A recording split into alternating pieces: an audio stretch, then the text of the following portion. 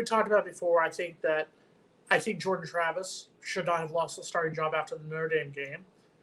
Along those same lines, when it was announced, and the thing was the entire week, we talked about last Wednesday where we talked about, is Jordan Travis even going to play?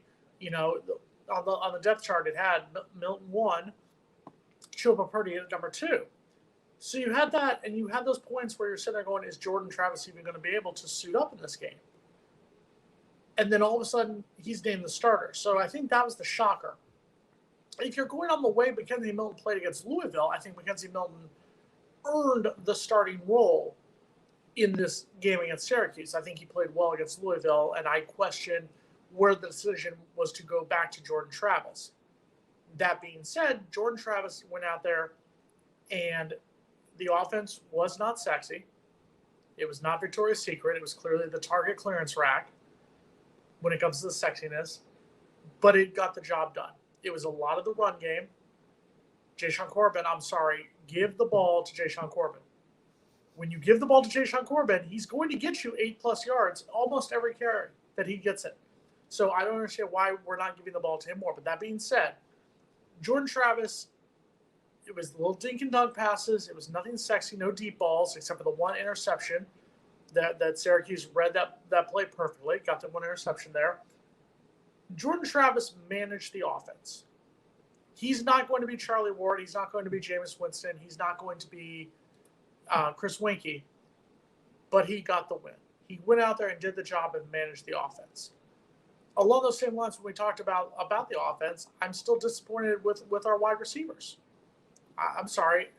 I'll say it again. Andrew Parchment, you came in. You're supposed to talk about you're going to be the number one wide receiver. You had more rushing yards on the fumble that he returned for a touchdown. That counted as a rush. That was a 4-yard rushing touchdown, and he had 3 receiving yards. That's the part that disappoints me. I'd like to see more receivers get more.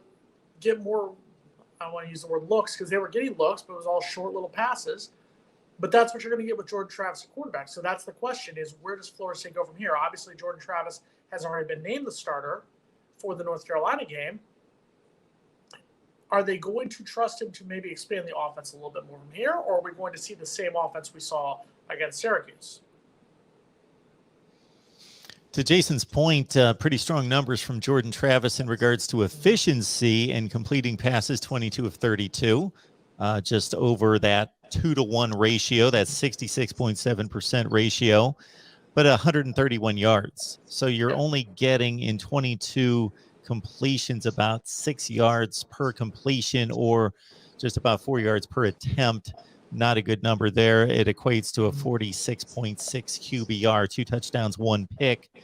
And Jordan Travis on the ground, though, that's part of the position now, especially in major college football, is creating plays with your legs, avoiding sacks, breaking, contain, converting third downs with your legs. 19 for 113. So that includes sack yardage against him.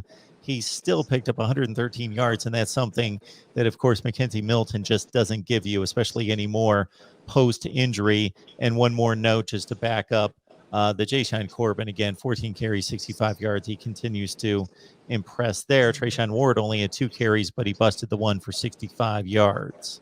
And along those lines, what you talked about with Jordan, how he runs the ball is what we saw against Notre Dame.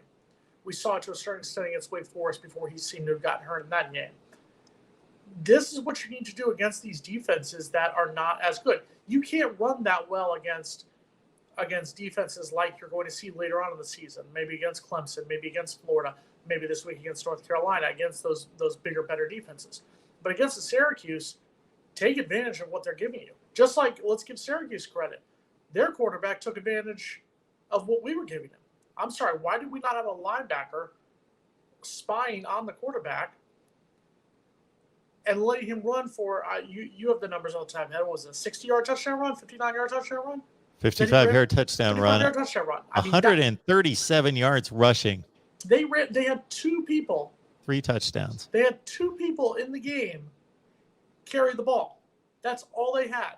So that would be my concern on the defensive side of the ball, is if Syracuse is going to run the ball all over us, that's my concern coming up for future games, against teams like Florida, against teams like Miami. I know that they're down so far this season by Clemson standards, but against Clemson, you're going to have those 3 games right there that still worry me at this point.